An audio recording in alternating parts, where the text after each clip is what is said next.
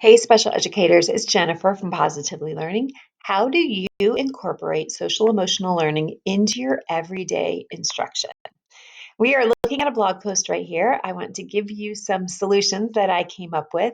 In my experience, I was splitting my time between the inclusion classroom setting and the resource room setting with pull-out services. And the split looked a little different from year to year, depending on my caseload's needs. What I didn't have access to, though, was a set curriculum for SEL. It was very clear through observations that my students could really benefit from exposure to this curriculum, getting a chance to learn about skills and opportunity to practice them in a safe space. But I don't know about you, we were always pressed for time, both in the inclusion and in the resource room setting. We very rarely felt that we had enough time for even our basic learning skills. So to add even more to that was definitely a challenge. I did do it though. I did it in two different ways, and I want to share those now, and hopefully that will help you as well. I'm actually going to go backwards to this other blog post. I will be sure to link both of these in the video description. The number one way that I incorporated SEL skills exposure was using read alouds. I did two read alouds every single day, one in the morning, kind of kicking off our morning day. And then I had a follow up book in the afternoon, which is when my students would come back from lunch, recess. If I was pulling a small group to the resource room setting, whether it was a reading intervention group or another group focused in on IEP goals, we also had another read aloud just to set our mood for the rest of it. This list right here, I will put the link in for you.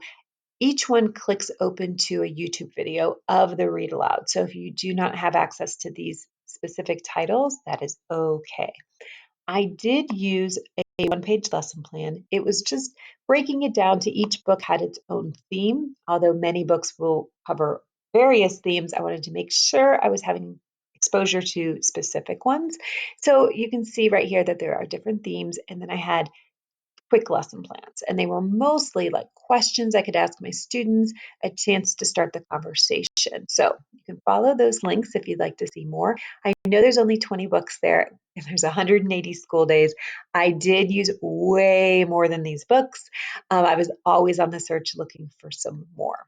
The other thing we did that was really effective was we used task boxes, which is probably no surprise. I always ran my resource room with a rotation.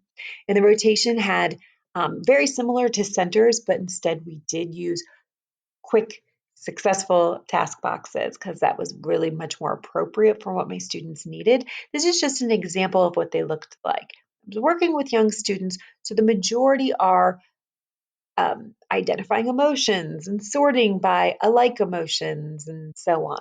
I also had other sorts like kind versus unkind and character traits and good, not so good choices. I had lots of different opportunities for my students to have visuals and be able to match and sort.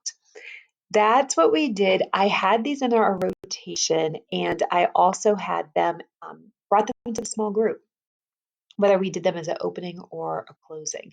These tasks are in the Taskbox Dollar Club. There's links in this blog post, but also I just wanted to show you the visuals so that you could get an opportunity to get a closer look of how you can incorporate them.